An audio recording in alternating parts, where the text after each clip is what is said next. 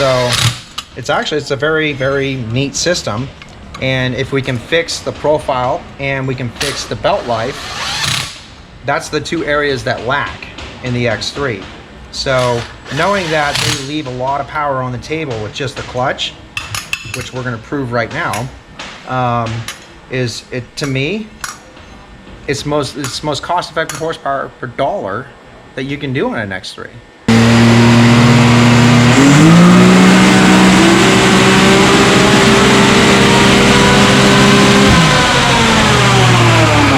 Clutch weights. A new package. Yep. There's the people. That is multitasking at its finest. This is the first tool that you need is a breakfast jack. Well, breakfast is the most important meal of the day. Yep. Here it is. Tire tools. Tire tools. Pretty awesome technique. I did watch that video. I love your videos. They're so cool. Awesome. Yay. Thank it you. It keeps me going in between trips. Nice. How awesome it is.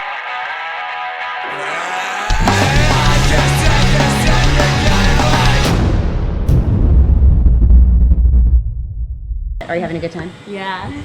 This place is awesome, right? Okay, let me tell you something. I brought roller skates. You did? Yeah, because look, this is like a roller arena. Yeah. Here, did you see our custom vent that we made right there in the back of this? Yeah. Right there? Oh yeah, it breathes better. Oh yeah. Everybody needs one of Oh those. yeah, well I'm sure everybody's had. Everybody needs that. Super, super long extension now. Yeah, we have one in the door bag, the flex one. Did I get it? You want the flexi fun one? This has the flex head right here. You don't know that. Oh. That's a good thing to have. See if that will work. I didn't even know you had all that on there. Okay, so I'm in here getting the clutch cover off so we can get to the goods. And we are removing sway bar link. I'm assuming so that we can get the primary off.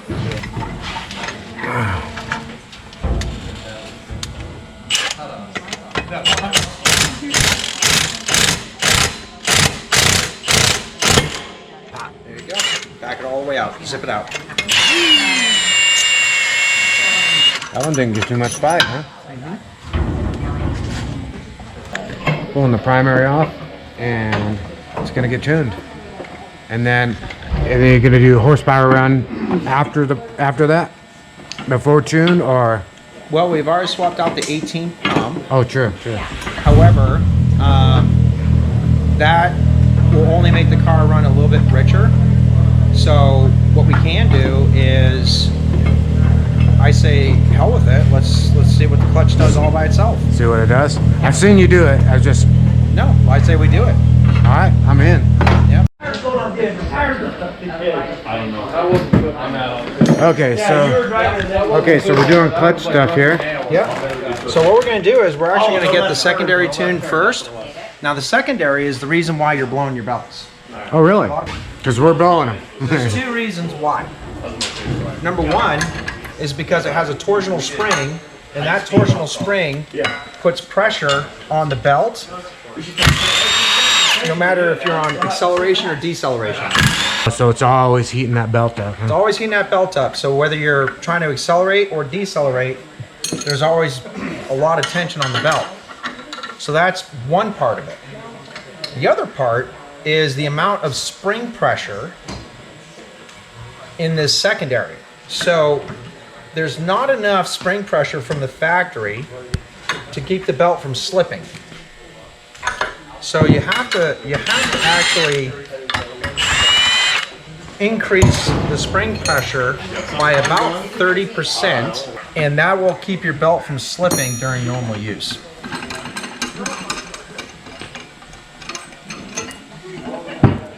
Making this change right here will make your belt live 3 times as long as your X3. Right here, just this change alone. Wow. So the torsional spring, because it's pre-wound, it's continuously putting pressure on this helix, okay? If you go over to a spring that doesn't have the hooks, it allows this helix to free float, okay?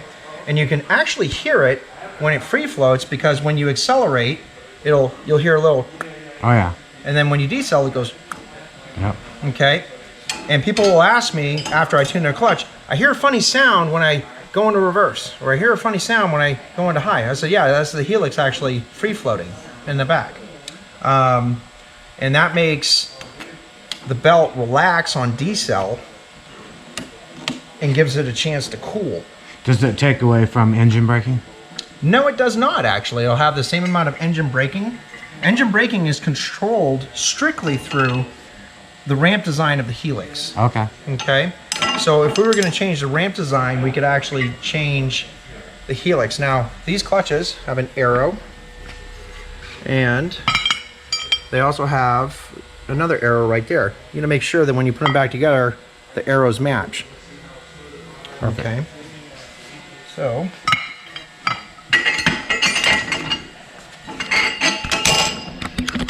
arrow faces me.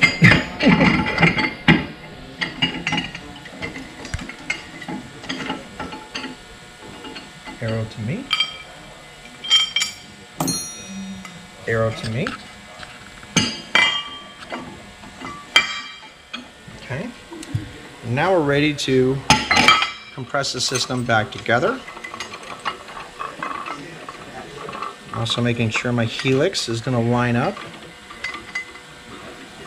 Oh, the weights that I'm putting in your car, we actually manufacture our own weights. Nice. And the weights that I'm putting in your car aren't released yet.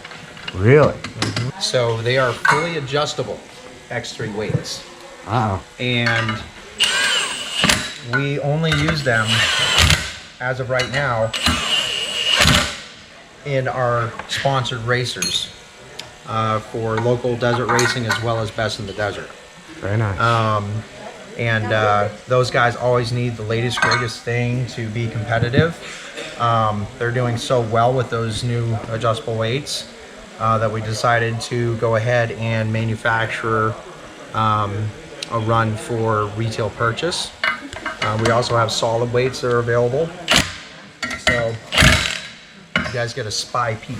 That what's is awesome. coming. So I've actually seen Kelly and his tech do the same procedure on a primary on his video. He's going to show us right now in person that same technique.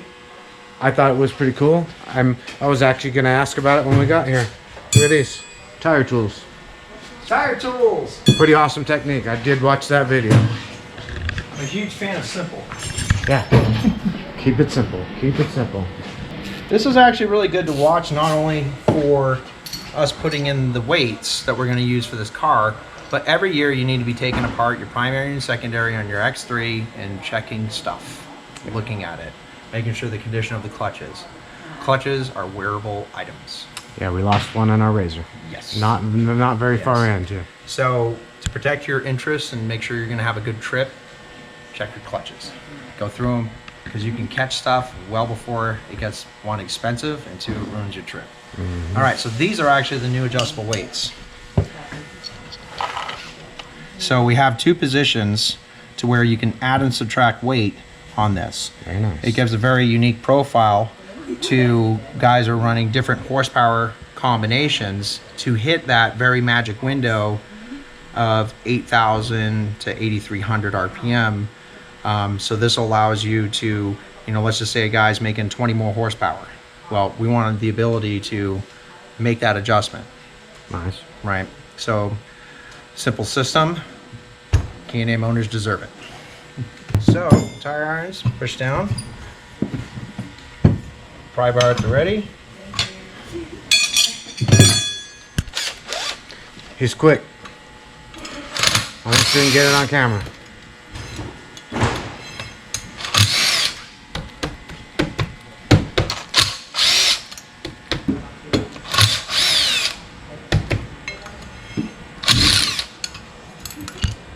All right, so right now we're going to go ahead and remove the factory weights out of the system. Sometimes, because of the time on the car, the weights will actually be stuck, so you try to get this weight out and it's hard. I'll actually use like a nut driver and just pop the weight up. The reason why it's hard is because the bushings themselves have shifted in the weight. Okay, that is a common problem with the X3s. This is why you service your clutch every year. How to fix this? Simple. You take one of your screws, you slide it in to the way you want to push, And now I pushed it too far, but you can kind of see the idea. Recenter it. Just recenter the bushing, because once the bushing is centered, the weight will no longer bind. So we put our washers back in. I can simply install that weight and put the pin in, and it's nice and free. But these are actually seized. Oh, yeah. Every single one of these is seized, and that affects how your clutch works. So our clutch was inefficient on top of just being stock. So every one of these weights, I'm having to, well, that one came out real easy, so that bushing is centered. And this one came out easy, so that's centered. But anytime that the weight comes out and it's really difficult, it means the bushing itself is not centered. Okay, so we're gonna do 2 OE weights, and this is a calibration that I have for the power package that we're installing on this vehicle. So 2 OE weights opposed from each other, here and here. And then these weights will go in the remaining 4 positions. Now the bushings that I use here, we don't have to worry about centering, because they actually press in from the sides. Oh wow, look at those. And you don't have to worry about the little washers falling off when you go to put them in. Very nice. Simple. So they're self-centered. Self-centering bushings. Nice. Well, these clutches are actually manufactured by Rotax. Oh, okay. And Rotax, they are actually a set of very phenomenal engineers. This clutch is capable of handling a ridiculous amount of power. Is it? It really is. A lot of people don't know that, but all of the rubbing, all of the reinforcements, even in 2000 and I believe 18, they went to stainless steel sliders here that can be replaced. This is a 2017, so this is just sitting on the aluminum tower. But in 2018, they actually had 3 little nuts over here that held these stainless steel sliders in to give you better longevity out of the clutch. However, that being said, if you compare the life of a primary clutch on a Can-Am versus the lifespan of a primary clutch on a Polaris, you're going to notice that you're going to get a lot more miles out of a Can-Am clutch. And that simply is because it is very well engineered. However, when it came to the clutch profile of the X3, it was probably the worst clutch profile I've ever seen stock. And that goes all the way back to a Rhino 660. So it's a very, very neat system. And if we can fix the profile and we can fix the belt life, that's the 2 areas that lack in the X3. So knowing that they leave a lot of power on the table with just the clutch, which we're going to prove right now, to me, it's most cost-effective horsepower per dollar that you can do on an X3.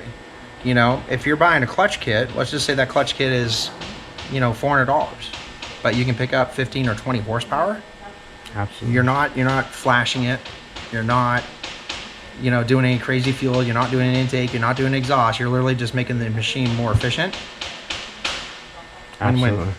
Yep, I agree. Win-win. Using the horsepower you already have. Yep. So back to this again. And now we're gonna install them and have fun. Awesome.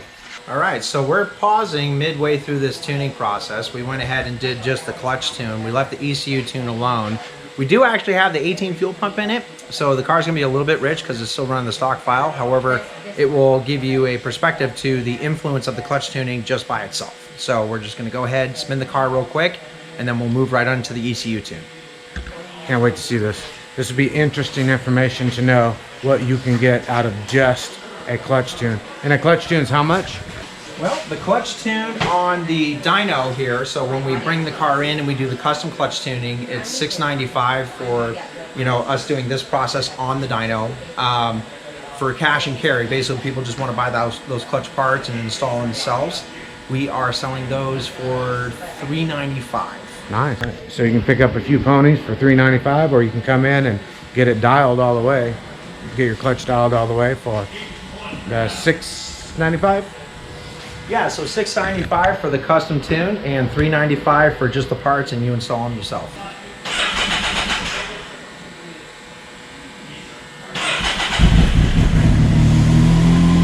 Was waiting for some feel, huh? Fuel pump. All right. Okay.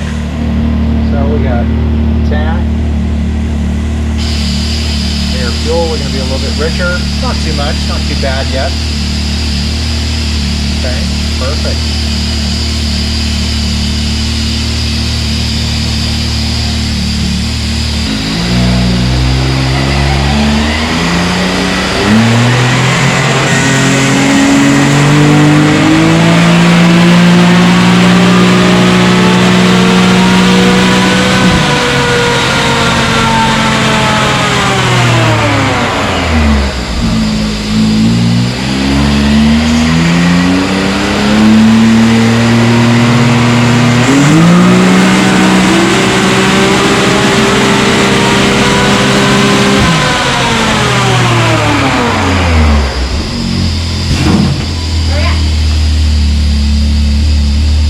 Oh yeah.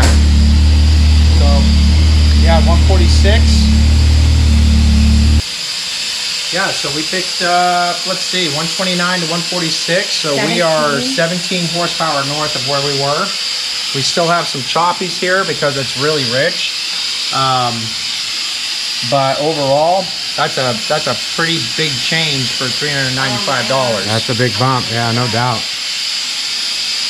So now we're going to move right over to the ECU tuning process, and let's see if we can break through 170 today. Nice. 170. That's a decent number. Just released from DynoJet. You know, the car's not running right.